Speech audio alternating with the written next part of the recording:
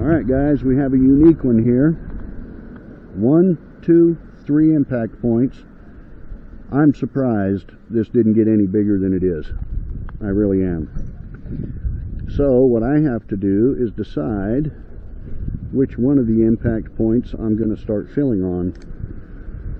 So what I'm going to do, get my tool out here, make sure it's dried off. I don't want any resin getting in there just yet.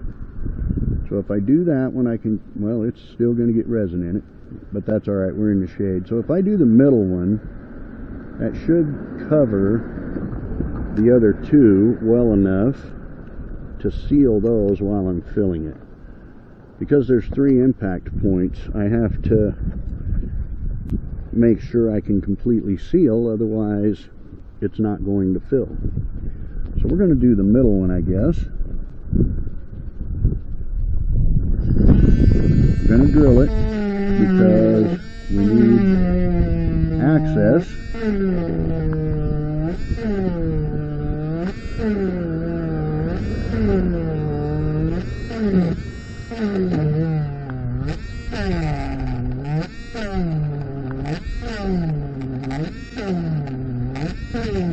You might think I'm going really deep, but I'm not. But I want to show you something. Every time I touch this line, look at this. Look at this. I can barely touch it with my finger. Watch it in the mirror. I barely touch it with my finger. It wants to grow. So we have to be very careful about that. So we've got the middle one drilled out. We're going to put the tool on that one. And we're not going to tighten down the back of the tool at all.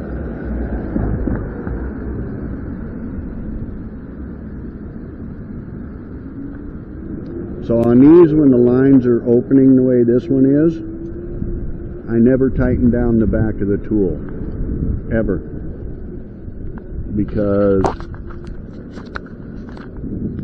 that puts too much pressure on it and can allow it to crack. So I only tighten the seal down just enough to seal.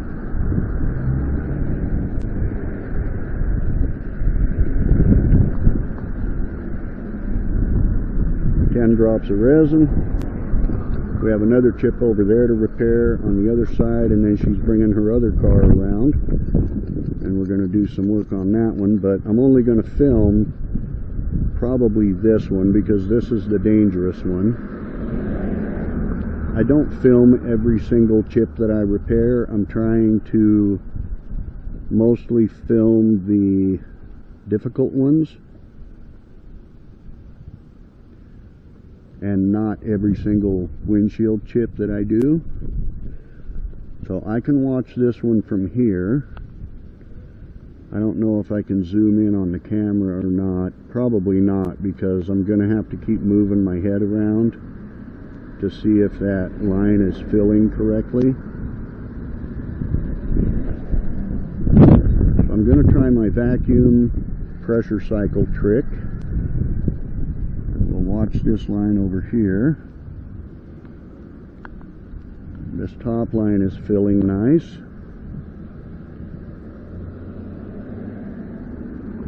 So like I was saying in one of my other videos, I believe it was the last one, see if I can get this camera in the right position, doing the pressure and vacuum cycles on and off, on and off, on and off, is no different, in my opinion, than opening the lines with a tool.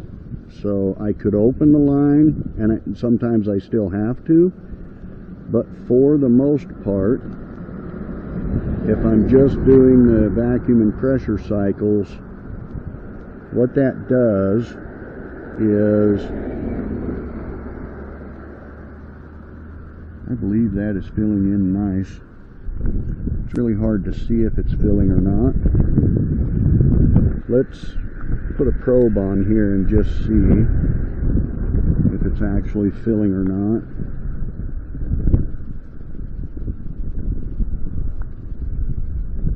I Like I said, we don't want to open it very far. It is filling. It's just going to take a minute to go that far. I hate it when we're parked in the shade like this under a tree, because I'm getting all the reflections of the leaves and everything else in the glass, in the mirror, and in the glass. So one thing I want to mention to you is that if you can't tell if a line is filling or moving or, going farther, beginning to crack, change your angle of view. Change your perspective. So I can now see that that line is filling, and I can put pressure on it with just my finger and make it open.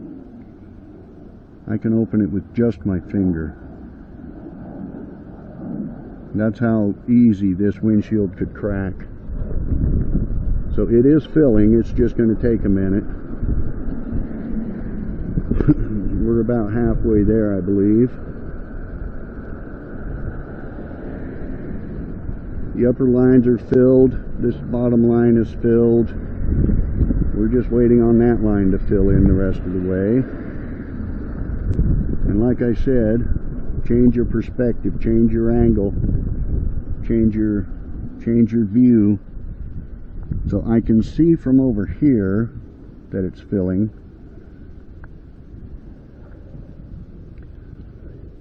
And I believe it's actually full. I think it's just the reflection off of the mirror that's making me think that it's not. So it's deceptive sometimes. You'll see a line at a certain angle, and no matter which way you look at it, it looks like it's not full, when in fact it actually is. And then you keep on and keep on and keep on, and you end up causing more damage than good, doing more damage than good. So I believe, I'm trying to get it a different angle so I can see if it's actually filling, and I believe it is. I believe it's most of the way full now. It's really difficult to see it.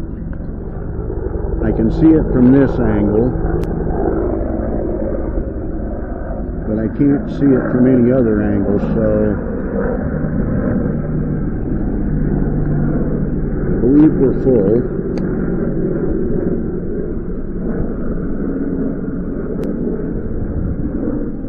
So we're not very far from the airport here, the National Guard airport. They have a National Guard airport right down the road, so they're always flying helicopters around, and it's also a regional airport, so they're always flying planes around. So in this area we get a lot of that kind of noise. I don't need any more resin on that, I just need to tape it. There's already resin down there. Alright, so now we're going to cure this one. How's it coming? Good. It didn't crack. Oh, good. That's always good news. That's a good thing, huh?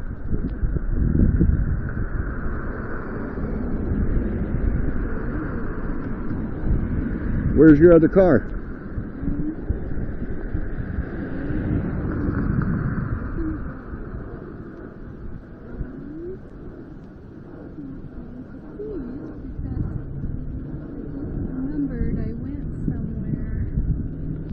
Can't remember where you put your keys? I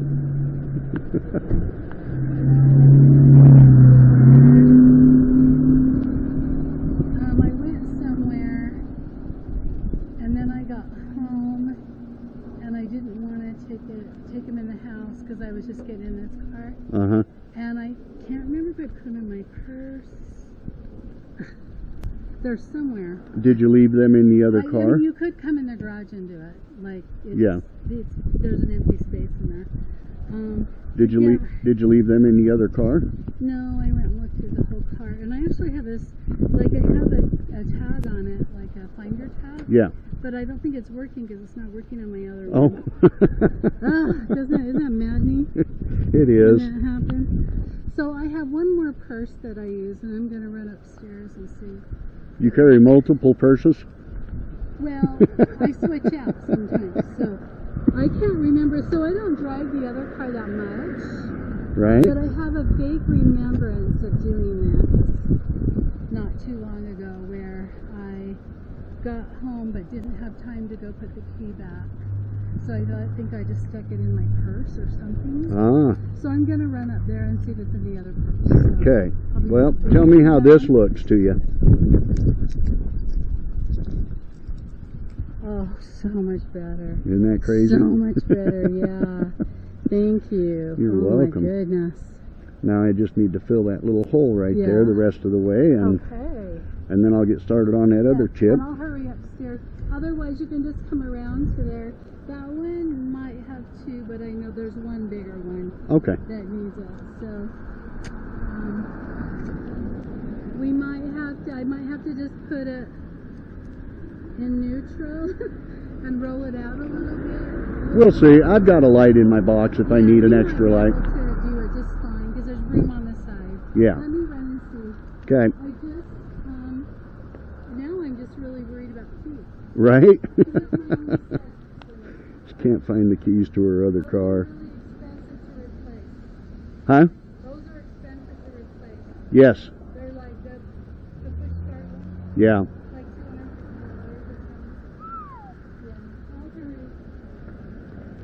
Yeah. So she's looking for the keys to her other car. I don't know if you heard the conversation. She's looking for keys for her other car. She says she might have put them in her other purse. Either way, I can go in the garage and do the repair if I need to. So we'll be fine with that.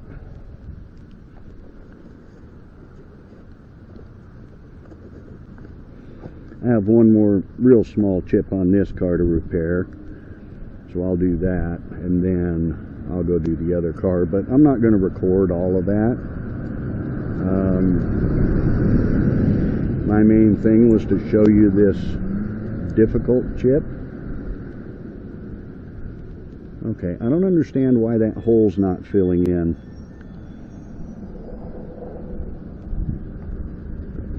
Time to break out the big gun, I guess. Don't understand why that hole's not filling. It should have filled with the other resin, but it's not, so we're going to put a thick resin on there. I normally don't use pit fill resin because I normally don't need to. I can normally just put my resin on there, my regular resin, and cure it, and it fills the hole. But every once in a while,